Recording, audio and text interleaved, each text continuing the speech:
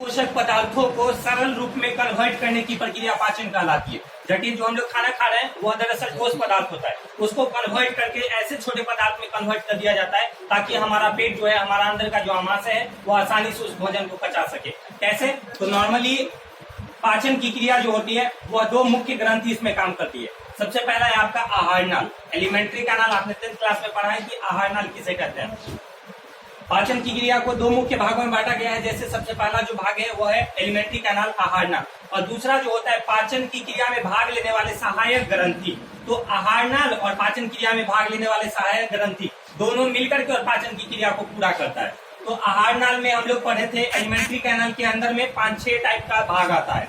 हमने बताया था कि पाचन की क्रिया को जब हम लोग दो ग्रंथि के रूप में बांट देंगे, एलिमेंट्री कैनाल और उसके साथ साथ जो होता है पाचन ग्रंथियां, उसमें सहायक में मदद करती है। तो पाचन ग्रंथि में हमने बताया था आहार नाल में कि आहार नाल के अंदर में 4-5 टाइप्स का जो है आपके उसके अंदर में ऑर्गन का नाम आता है, जिसमें हमने सबसे पहला बताया था क्या चीज?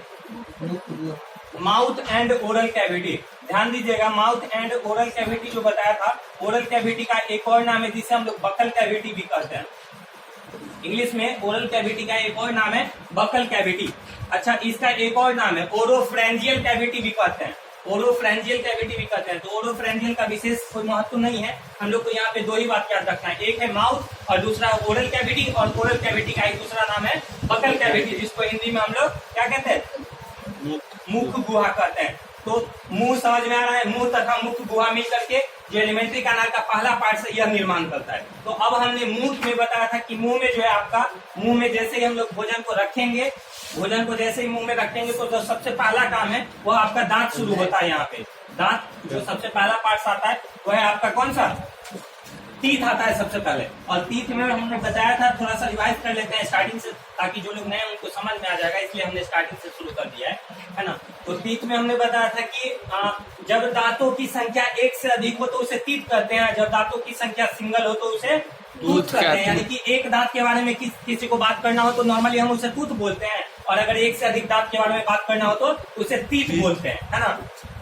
अब इससे आगे जो तीत का काम आता है, हमने तीत में आपको मालूम है, आपने 10th क्लास में पढ़ा है कि दांतों को हम लोग कितने भागों में बांटते हैं? तो दांतों को नॉर्मली हम लोग 4 भागों में बांटते हैं। तो दांतों का चारों टाइप्स आपको मालूम है।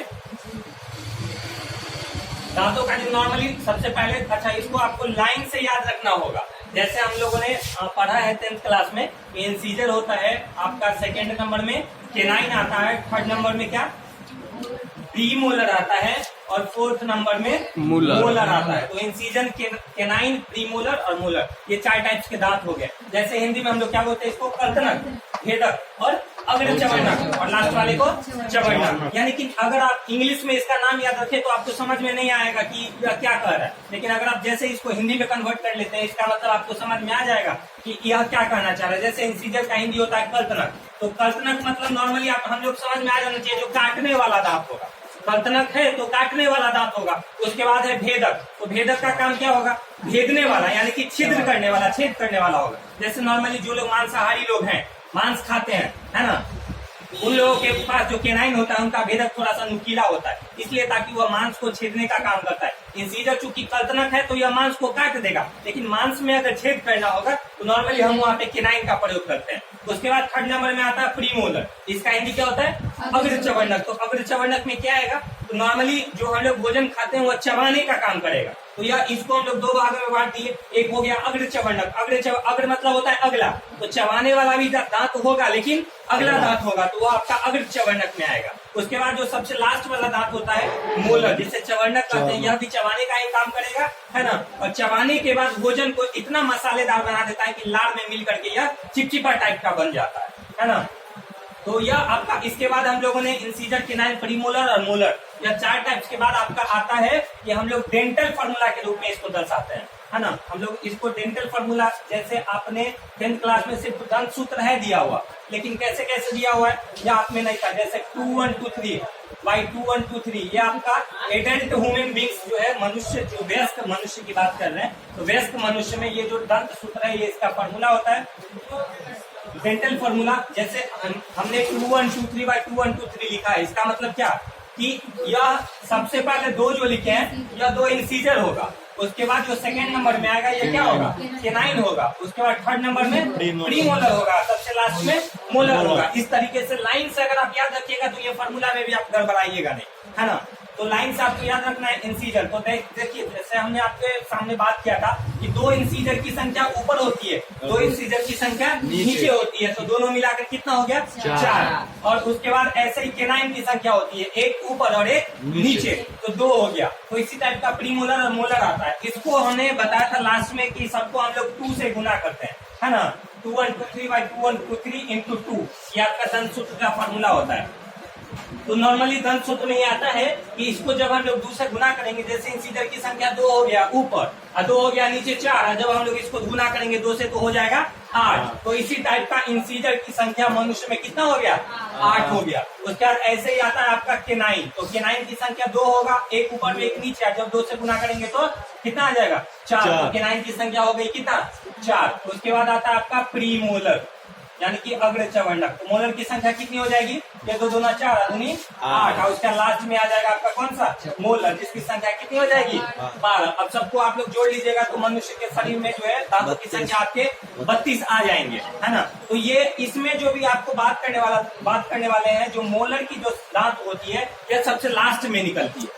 मोलर वाला दांत सबसे लास्ट में निकलता है, जो कि 18 साल से लेकर के 25 साल के बाद ही निकलता है। 18 से शुरू होगा, नॉर्मली 24-25 एज जाते जाते यह दांतों की संख्या पूर्ण रूप से आपके मुंह में 32 दांत हो जाते हैं। नॉर्मली अगर आप 18 साल से कम है तो आपके मुंह में 28 दांत ही होते हैं। इसका फॉर्मूला भी हमने बताया था 2103 वाला, 2103 वाला फॉर्मूला बताया था आपको।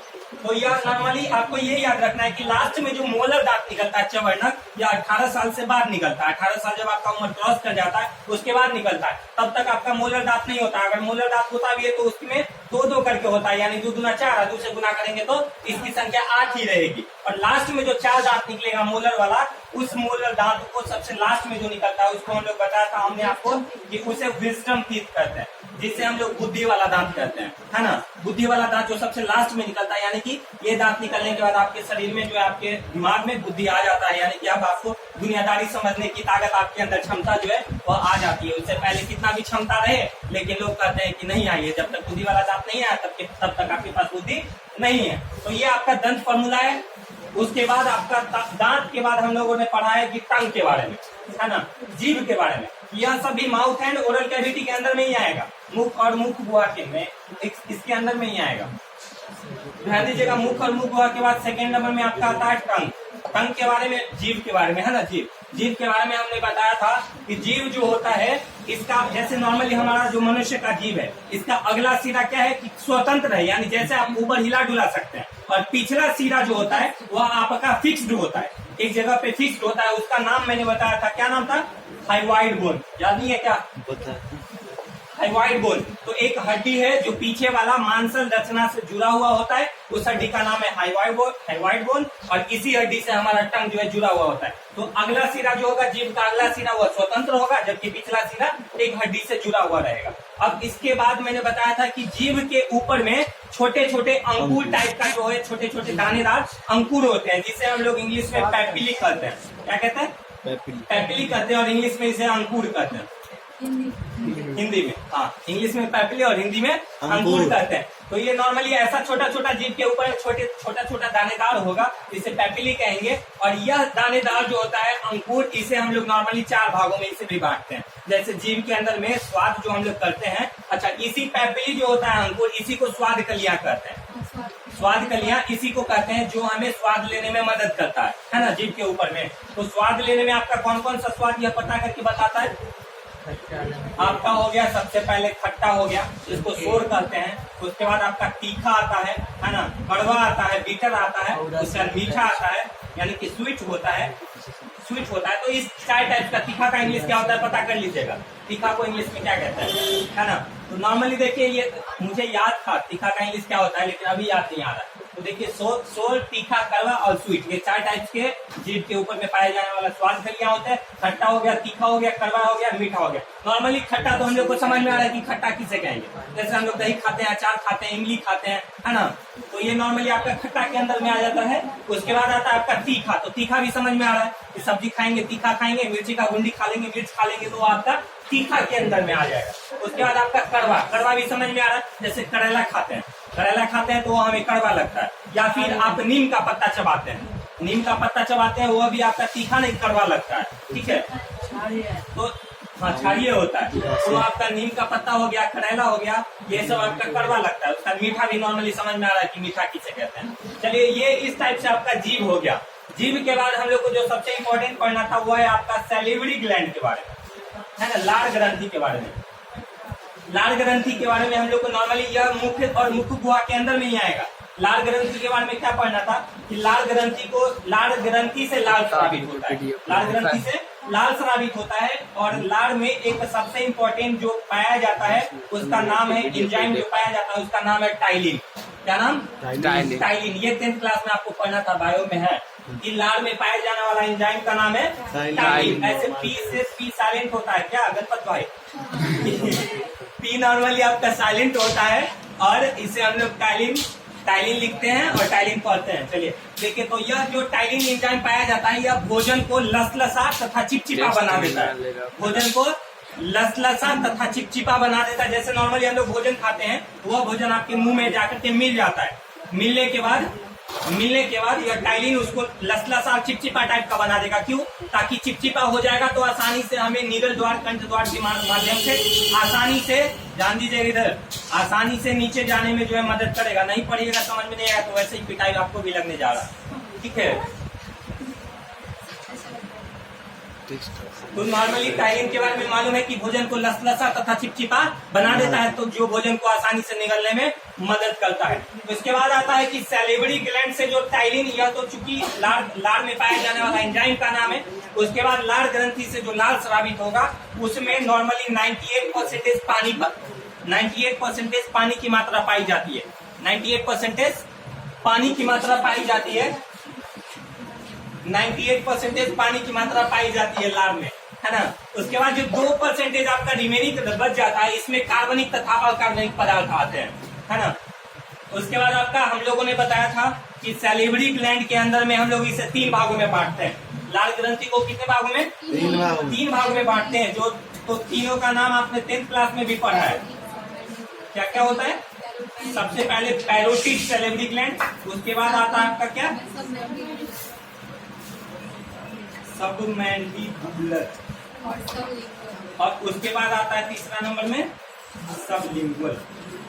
ये 3 टाइप का हमने 10th क्लास में भी पढ़ा है कि लार ग्रंथि के अंदर में 3 टाइप का, यह जो 3 टाइप का जो लार ग्रंथि होगा यह जोड़ी में पाया जाता है। यानी कि इसकी संख्या 2 होगी, इसकी संख्या 2 और इसकी संख्या 2, यानी कुल मिलाकर 6 लार ग्रंथि होती है। अब इसमें हमने बताया था कि सब मैंडिबुलर जो लार ग्रंथि होता है, अच्छा यहाँ पे ध्यान दीजिएगा, जो पैरोटिड लार ग्रंथि होता है यह सबसे बड़ा होता है और सबसे नीचे वाला जो होगा सबलिंगुअल यह सबसे छोटा होता है। लेकिन ये बीच वाला जो सब मैंडिबुलर होता है इसका एक और नाम हमने बताया था जिसे सब मैक्सिला कहते हैं।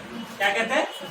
सब मैक्सिला ग्लैंड, सब मैक्सिला सैलिवरी ग्लैंड। इस टाइप से हमने बताया था कि सब मैंडिबुलर का एक और नाम है जिसे सब मैक्सिला सैलिवरी ग्लैंड कहते हैं। तो यह तो आपको सैलिवरी ग्लैंड की बात थी। उसके बाद हमने आगे बताया था, इसके बाद आता आपका मुख तथा मुख गुहा, यही पे आपका खत्म हो जाता है। अच्छा, पैलेट भी हम लोग पढ़े थे, हार्ड पैलेट और सॉफ्ट पैलेट, है ना।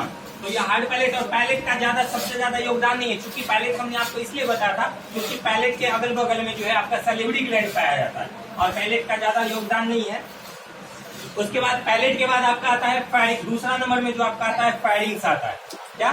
फैरिंग्स आता है, जिसे हमने ग्रसनी कहते हैं। ग्रसनी के बारे में आपको मालूम है कि जैसे ही भोजन हम लोग मुंह से खत्म करके और अगला जो पाइप होगा हमारा ग्रसनी में जाएगा, और ग्रसनी के बारे में बताए थे कि ग्रसनी के अंदर में भी 2 टाइप्स, क्या ग्रसनी के अंदर में भी क्या बोले थे?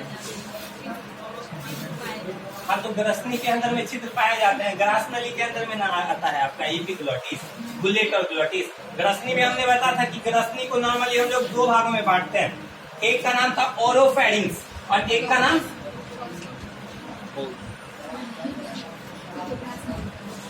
ग्रसनी में हमने बताया था कि ग्रसनी में एक दो इसको भी हम लोग बांट, देखिए ना कॉपी में लिखा हुआ होगा। ग्रसनी को भी हम लोग नॉर्मली दो भागों में बांटते थे। एक का नाम था ओरोफेरिंक्स और एक का शायद नाम था क्या, मेजोफेरिंक्स है क्या, मेजोफेरिंक्स नाम है, नहीं मिल रहा है क्या, मेसोफेरिंक्स।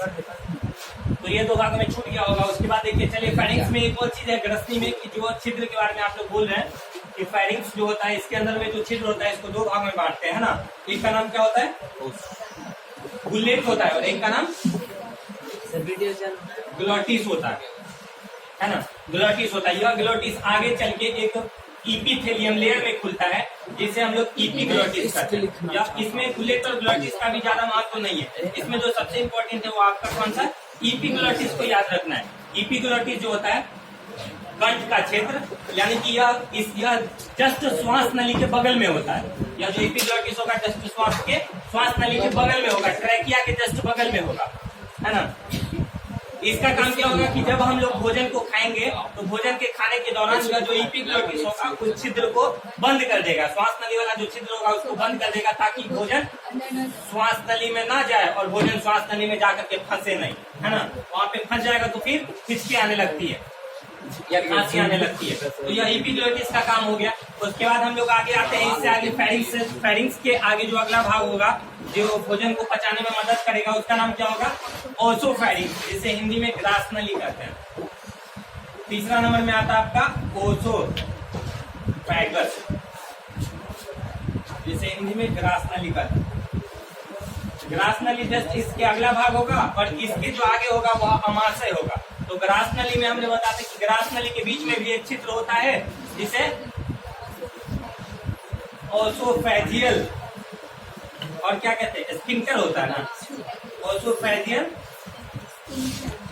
ओसोफेजियल स्फिंक्टर कहते हैं, जो छिद्र को खुलने और बंद करने में मदद करता है। और इसके बाद जो अगला टर्म्स आता है, ये सब का ज्यादा इंपॉर्टेंट रोल नहीं है। उसके बाद जो अगला टर्म्स आता है वो आपका कौन सा है, स्टोमक। स्टोमक में अमाशय में हमने पढ़ा है कि अमाशय जो होता है वह एक थैलीनुमा रचना होता है। कैसा, थैलीनुमा रचना मतलब थैला के समान होगा, है ना। और यह खाली अवस्था में, जब हमारा पेट खाली है, जिस समय हमारे पेट में कोई भी भोजन नहीं है, कोई भी भोज्य पदार्थ नहीं है, खाद्य पदार्थ नहीं है, तो आपका कैपिटल लेटर जे, कैपिटल जो जे होता है इस आकार का आपका थैलीनुमा स्ट्रक्चर होता है। जैसे आप लोग अमाशय का फिगर भी बनाइएगा ना तो यहाँ आगे चल के एक पाइप के टाइप का ऐसे होता है और यहाँ से ये पाइप होता है जहाँ से फेरिंक्स जुड़ा होता है, इसके बगल में एक नॉर्मली जो आपका फिगर बनेगा ये ऐसे तिरछा बनता है, कैपिटल जे के आकार का बनेगा। देखिएगा बुक में रहता है फिगर दिया हुआ, है ना। तो ये अमाशय की में हमने बताया था कि अमाशय को आगे चल के हम लोग इसे 3 भागों में बांटते हैं। अमाशय को भी कितने भागों में, 3 भागों में बांटते हैं। तो नॉर्मली तीनों भागों का नाम हमने आपको बताया था। जो सबसे ऊपर का भाग होगा हिंदी, इसको बीच का भाग होता है। सबसे ऊपर का जो भाग होता है वो आपका कार्डियक होता है, बीच का जो भाग होता है वो फुंडिक होता है और सबसे लास्ट का जो भाग होता है वो फाइलोडिक होता है। बॉडी, हाँ बॉडी, इसी को ऊपर वाला जो कार्डियक होता है इसी को बॉडी कहते हैं। अच्छा नॉर्मली बॉडी इसको क्यों कहते हैं, हम लोग देखिए, हम लोग जो दांत में पढ़े हैं, दांत में देखिए, दांत में जो हम लोग पढ़े हैं, दांत में अगर सबसे ऊपर वाला भाग होगा, दांत को भी 2 भाग में बांटते थे। अब दांत का जो सबसे ऊपर वाला भाग होगा उसको क्रॉन कहते हैं। क्रॉन पढ़े हैं, दांत में नहीं बताए थे आपको कि दांत का जो सबसे ऊपर वाला भाग होगा उसको क्रॉन कहते हैं और सबसे नीचे वाला जो भाग होगा उसको रूट कहते हैं। क्यों, ताकि क्रॉन मतलब ऐसे, क्रॉन का हिंदी मुकुट होता है, तो मुकुट को नॉर्मली हम लोग सर पे पहनते हैं, है ना। तो इसलिए क्रॉन मतलब मुकुट, यानी सर वाला भाग, ऊपर वाला भाग। तो दांत का सबसे ऊपर वाला भाग को क्रॉन कहेंगे, मुकुट कहेंगे, और सबसे नीचे वाला जो भाग होगा उसको रूट कहेंगे, यानी नीचे वाला जड़ होगा। तो उसी टाइप का जो कार्डियक होगा, इसका ऊपर वाला भाग चूंकि बॉडी होगा, क्योंकि ऊपर वाला पार्ट होगा। अच्छा, इसके बाद हमने बताया था कि इस कार्डियक को भी आगे चल के या पाइलोरी को हम लोग 2 ओरिफाइस में खोलते थे। एक का नाम था कार्डियक ओरिफाइस और एक का नाम था पाइलोरिक ओरिफाइस। इस ओरिफाइस में हम लोग 2 भागों में बांटे थे। उसके बाद अमाशय के बाद आता है जो अगला टर्म्स आता है, अमाशय में भोजन जब आगे की तरफ बढ़ जाएगा उसके बाद भोजन चला जाएगा कहाँ, अमाशय के बाद छोटी आंत में। अमाशय के बाद जो सबसे पहले जाता है किसमें, स्मॉल इंटेस्टाइन में भोजन चला जाता है।